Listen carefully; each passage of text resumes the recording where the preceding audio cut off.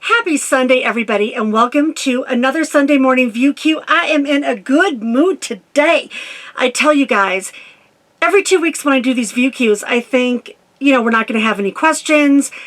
And then I go back and look at the list of questions that you guys gave me in the last view queue, and they are amazing. So today we're going to talk about things like how your cat doesn't get stuck in a slide, and Boondockers Welcome, if I camp on the East Coast, if I help other YouTubers, and more.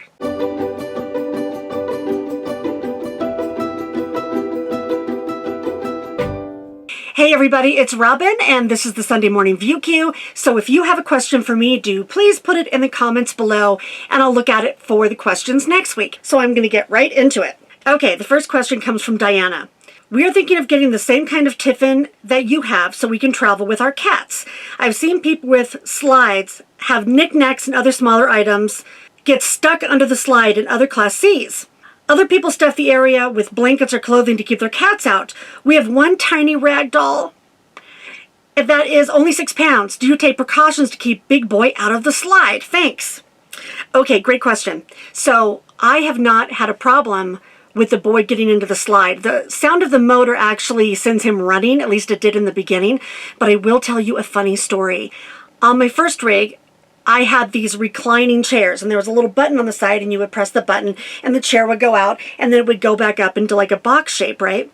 Well, the chair wasn't even out, and the boy, when we were new and he was scared, crawled up into a little tiny space inside of the reclining chair, and I kept hearing this like mewing from in the distance, and I knew he wasn't outside, and I thought he got into the wall somehow. I couldn't find him, and then I realized that he was stuck underneath the chair near the mechanism that makes the chair go in and out, and he couldn't get out. And the more that he was in there, the more freaked out he got, and he started thrashing around under the chair, and I could not find even a spot like how he got in there, but cats can get into stuff. And so I finally had to bite the bullet and like hit the button so the legs came out a little bit, and I didn't know if it was going to hurt him, and he bolted out and he never did it again. That's the only problem that I've had, because like Pavlov's dog, now that the boy is used to it, the start of the engine like soothes him. He is just asleep when I start the engine. So if you're considering getting a tiffin, one important thing to know about this rig that I don't like is that you actually have to turn on the engine and then go to the back to this panel over here to put the slide out. So if you're solo, that is a real pain in the butt. I know they do it because they want to make sure you have enough power for the slide to work. If your power's low and you operate the slide, it can get off track and it can cause problems. I usually get things stuck in my slide that are tiny. So as part of my like pre-launch check, I do check the little nooks and crannies around my slide, because for me, I was kind of eyeballing it, half-ass, and I would get books and like pens stuck in there because, that's the stuff I get stuck in there. I've heard another major problem is flip-flops, because just little things, when the slide goes back, you don't see them, and you'll see your slide kind of shimmy a little bit, and there could be something stuck in there. But back to the cats. I do have a friend, Carol, that I interviewed before that you guys know, who has 3 cats in her Class C, and she does stuff all of her extra linens up around the slide so they can't get in, because her cats would get into it, she says. When I go to the back and press the button for the slide to go in, I'm eyeballing him at the same time, but usually by then he's back in the nest sleeping under a bunch of blankets. Okay, next question. In the Sky says, here's a good question for seasoned interstate RVers or van lifers. Do you declare fruits and veggies in your fridge when at agricultural checkpoints? Okay, this is another great one. I know this is a concern for people. It was a concern for me. But I've gone back and forth over lots of state lines that have checkpoints, but they're usually not manned, and there's no signs. And the only one that I have had that has been manned is the one between Ehrenberg, Arizona, which is by Quartzsite, going over to Blythe, California. Coming back, there's no checkpoint. But if it's manned, usually they just wave you through. And a couple of times in the many times I've gone through there, they have stopped me and they asked if I had any fruit or vegetables in here. And I have said yes, but they're from the grocery store. Now, rules vary by state. But generally what they're concerned about is like, fresh farm produce or self-picked produce because it can carry bugs, you know, it hasn't been treated or has gone through the proper channels. I think the stuff that goes to the grocery stores has, and so they don't see it as a problem. Now, please tell me, anybody, if you've had a different experience. Along that same line, I want to tell you guys that there could be a problem if you have a garden inside of your RV. You guys know that I've done some videos on that. When I went through checkpoints with houseplants, I looked up the rules on that. And again, it varies by state, so look it up if you're going there.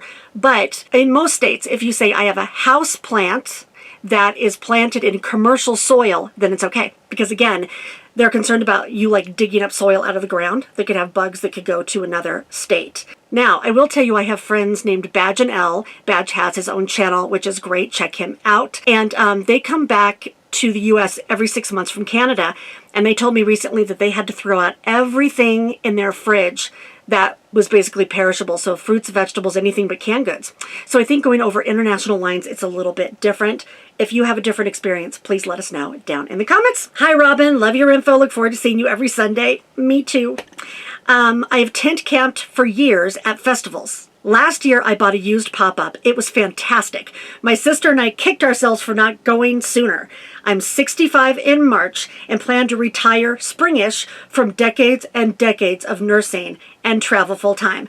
I still haven't decided what rig will be best for me. I'm leaning towards a truck and trailer. I'm overwhelmed with all the possibilities and freaking out already. After all this, my question is, do you or have you traveled to the East Coast? If so, what do you suggest? I'm in Kentucky and would like to go from Maine all the way to Key West. How fun. Then travel all the states. Thanks so much. Okay, well, Sylvia, that sounds like so much fun. Okay, this is the first thing I'm going to say. Do it, girl. Almost everyone I know says, I wish I had done this sooner. Yeah, the choices can be overwhelming, right? I don't know if you guys saw the video I put out just last time, which was called Things Will Change. And what I said in that is almost everybody changes their rig. Most people after about a year or maybe 2 when they figure out what they want more, or just as life changes. You know, I know people that have had a 5th wheel, and then as they got a little bit older, as they were on the road, they didn't want the steps, especially at night, going up and down. So they went to a flat travel trailer. And I've known people that have had every single conceivable type of rig, and I think that will eventually be me too. So don't worry too much about it. Just do the best you can right now. The second part of that question is, have I traveled to the East Coast or do I want to? And yes, I want to. I have not done it. This is why I say there's just not enough time in my life to visit all the places that I want to visit. But I'm going to go ahead and take this second part of the question as an opportunity to answer a question that I got a couple of weeks ago. Somebody asked me if I was ever going to give a boost or help out another YouTube channel. And so I'd like to. So today I'm going to introduce you guys to a channel from the East Coast called Project No Destination. And I'm going to put their link at the top of comments below so you can check them out if you want to. They're on the East Coast. They're just like the nicest, happiest couple. Their production quality is really high, which is another reason that I wanted to support them.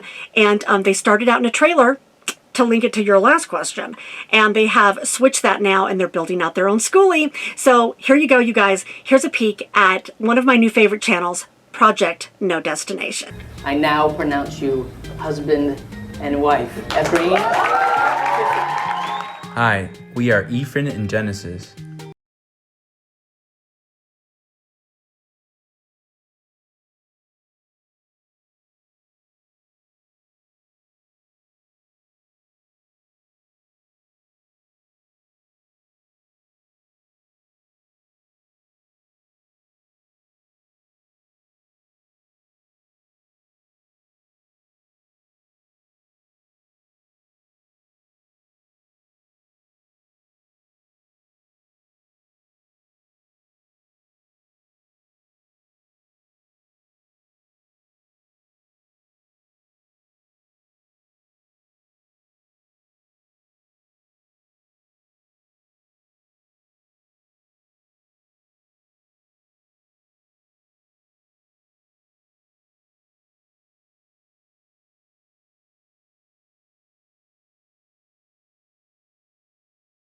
Check them out. Link is below. Okay, moving on. So happy to sew for hours. Love it. Says, another great video. Your Sunday view queue is the other part of my Sunday morning coffee. Sweet. I'm curious, have you used Boondockers Welcome? And I've seen several of your videos on Harvest Host, which is awesome, but I've never seen anything on Boondockers Welcome. I'm sitting at one in southern Georgia that is a country girl's dream. Horses, donkeys, goats, and loads of chickens. It's friggin' awesome. So I assume she's saying she's at a Boondockers Welcome, not a Harvest Host. But let me explain both in case you're new to the channel. So yes, I'm a member of Harvest Host. I freaking love it. I think it's the best value for RVers or part-time RVers. You pay $79 a year to become a member. And then you get this massive list of like museums and wineries and organic farms and lavender fields and covered wagon experiences and all kinds of stuff across the U.S. And the Baja and I think Canada. There are more of them than there are KOAs. There's a ton of them. So wherever I'm traveling, I can usually find a Harvest House on the way where I can stay for free. But of course, the locations that participate, the farms and stuff like that, don't pay to be in it. What they get out of it is that they're showing their business to more potential customers. So decorum is to go in and spend a little bit of money, and I do, and I love it. And I've had the best time at Harvest House. If you guys are interested in that, there's a link at the top of comments below also where you can get 15% off with a coupon code that I have down there. Now, for Boondockers Welcome, I have friends that have that as part of their camping arsenal. Most people I know use it as a backup, not as a regular thing, like if they're going through an area. It's also an overnight option. It's $30 a year right now to become a member, and then you get a list of the hosts, and I'll explain that in a second. But it's going to $50, November 15th.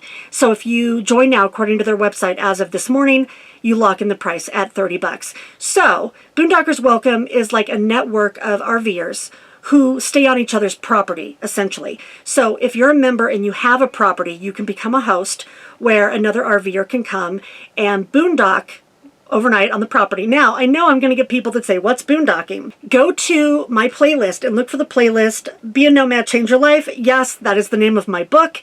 That book was fleshed out from a series of videos I did under the same title, and there's one called Boondocking Might Change Your Life. It explains the whole thing, but essentially, boondocking means you're dry camping or dispersed camping out in more natural or wild areas without the benefit of a hookup or water or trash. Boondockers Welcome is great. It's really cheap to me. So it might be a good thing to add annually, you know, just as a backup, because sometimes things happen and, you know, you need a backup in your arsenal. For me, I haven't found that I've needed it, but I really want to hear from the CRV community down below. Are you guys a member? And what do you think? If you had any good experiences or bad experience, I'd really like to know that for myself. Sharon Cousin says, I have heard way too many stories of China bomb tire blowouts and incredible damage. Do you use a temp pressure monitoring system? Okay, I have known a couple of people that have had their tires blow out, but that's a couple out of many, many people that I've interviewed or know. I do not, if you can believe it, have a tire monitoring system in my Mercedes Sprinter. Now, my last rig, which was a leisure travel van, had it. So I assumed, rookie move, that all Mercedes Sprinters would have one, but I discovered mine didn't, and you guys probably saw before, I had some major problems with the drive on this, and you know, my tires were out of balance, my tire pressure was off, my alignment was off, and I got this thing new from a dealership, and I thought, you know, like a rook, that they check that stuff, but they don't. So I wanted to show you what I have here. This is a tire pressure system, or, you know, gauge and pump. I love this thing. I'll tell you that I use this almost every time, you know, like in my pre-launch checklist, especially if I'm going to be going to a place for a while or I've been in a place for a while. I check my tires while they're cold, which means they've been sitting for, I think, more than 3 hours. This thing is a dream. I'm going to link it. If you go to my Amazon gear page below, you're going to see it in the very top section, which is called As Seen Recently on YouTube. And I'll tell you guys, it's usually $90 and it's on sale right now for $50. And I don't know how long that will last, but it's like half off. So check it out if you need one. What's nice about this is that it's got this really long 12-volt cord. So you could keep your battery running and plug it into your cigarette lighter. I plug it into one of my power station boxes that has a 12 volt. And then there is a digital monitor on here.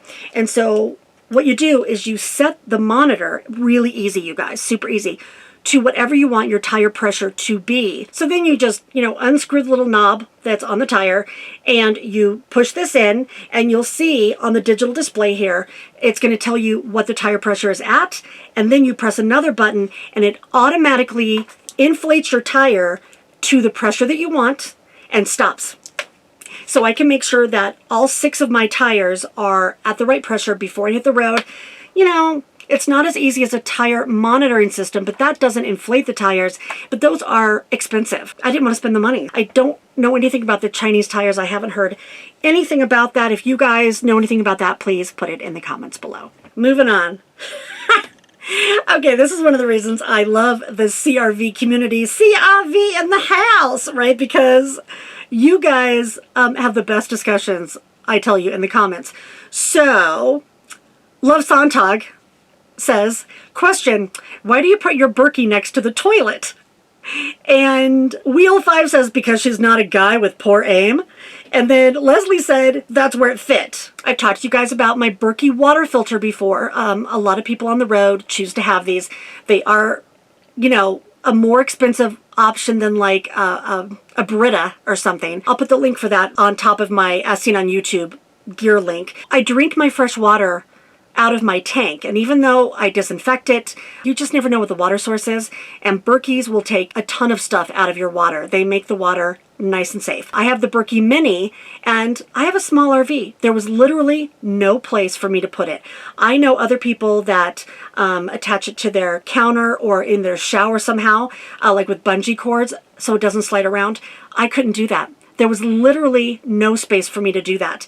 And so I was keeping it on my shower floor, but then it was moving around. I had to wedge it in there, and then I would move it out to my kitchen counter, and I didn't have space for it there either. So I've shown you guys this before in other view cues. What I did is I have the Berkey Mini, and I found that an 8-inch planter stand worked perfectly to hold it. So here's the planter stand, and the Berkey goes on top, so the spigot is actually raised up so I can use it. I just fill up my coffee pot or, my pot of water to cook something right there in the bathroom. Now look, I already know some of you are screaming your heads off right now going, don't put anything you eat in the bathroom, it's disgusting.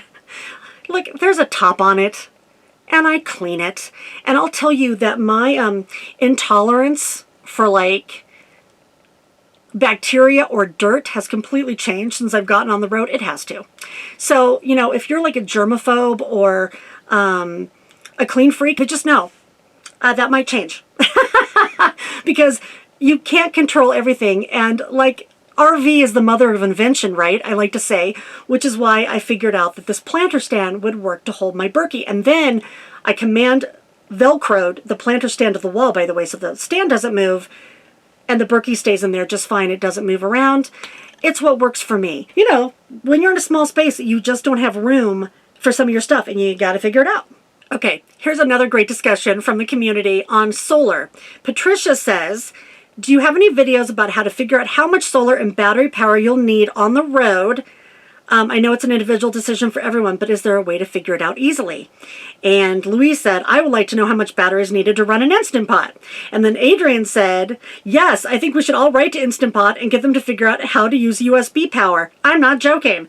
They'd make a killing. Jill Miller says 400 watts of solar, 200 to 300 amp hours of battery, and a 2,000 watt inverter will probably run a large pot. Now, full disclosure, Jill is a contractor with me. She works with me. The reason Jill was able to jump on that so quickly is because if you run over to my blog today, good timing for the question, we have a new blog post called RV and Camper Van Power 4 Ways to Power Up Without Being Plugged In. So this is for people that want to boondock, dry camp, disperse camp, and they don't have a hookup. Now, it's a much less expensive way to camp, but you have to figure some stuff out, and one of those things is power usage. It's also a lot prettier, and the serenity is great when you go out to boondock. But I know all of us love our Instant Pots. I mean, like every nomad I know has an Instant Pot. If you go to my blog, I'll put the link for that below. Just jump over there, subscribe if you haven't already. Then you'll see that in that blog post, which came out this morning, there's a calculator that can also help you do it. To answer the question about the Instant Pot specifically, I have 480 watts of solar myself, 2 6-volt batteries, and a 1,000-watt inverter. I have a mini Instant Pot, which is 700 watts. I can use it if I use it as a slow cooker. But if I use it as a pressure cooker, I don't have enough power. And it's not how much solar I have. It's the power of my inverter. My inverter is only 1,000 watts. And I find, it'll work for a minute. I can't use anything else. And it drains my batteries. And I also have an air fryer, which is 1,550 watts. That, of course, won't work because it's over 1,000 watts. So for me, and I explained this in the blog post too, my solar is fine for my needs, except a blender, an Instant Pot, an air fryer, and a blow dryer. For those things, I have to turn on my generator. However, my friend Carol, the same one with the cats, does use a regular size Instant Pot, and I called her to get what she does. Now, her Instant Pot is the regular one, the 6-quart one. It's 1,000 watts. She also has an air fryer, and she's able to use both of those appliances, no problem, with 800 watts of solar, but she has 4 6-volt batteries to store that power, and a 2,000-watt inverter, which basically turns the battery power into power that can be used in your regular household plug. Carol did tell me that one day she wasn't thinking, and she had the Instant Pot going and an air purifier going, which she has going all the time for her cats, and some other things, and she popped a breaker. So, she had to get down to her breaker box and, pop it back up. And she realized she couldn't be running that many things, even on a 2,000-watt inverter. So hope that helps. Go check out the blog. Subscribe if you haven't already, because there's lots of info over there that I do not have here. Last question. Jose says, do you head south when it starts snowing, or do you stay in that mess? It snowed once here in Louisiana, and I couldn't go any farther south, and I was miserable. Okay, listen. I stay in that mess. I'm in that mess right now. It literally is like 40 degrees in here right now. And I didn't want to run the furnace because I knew that, it messes with the audio in the video. But I stay in the winter mess in the Rocky Mountains every year because I made a promise to my family when I hit the road that I would stay near them where they live from Thanksgiving to Christmas every year. And it is hard for me to be in one kind of geography for that long. And this year, I actually wanted to stay out in more natural places, boondocking longer, but it got really, really cold fast. So yeah, I stay in the mess. Usually what I do is I, stay at a state park or something with a hookup so I can keep my RV heated and make the cat comfortable. But that's what I do, and that goes back to camp like you. You don't have to head south. You can make it work, but I'll tell you, I am chomping at the bit after Christmas to get back to warmer weather and get closer to a lot of my friends who are out there now. So I hope you guys found this helpful. If any of these topics were helpful, please do share it with your friends. Give it a thumbs up. Subscribe if you haven't already. If you have a question for me for the next ViewQ, please do put it down in the comments below. I hope to see you all out on the road soon, or if not, just out there living your dreams. Until then, everybody have happy travels and be free.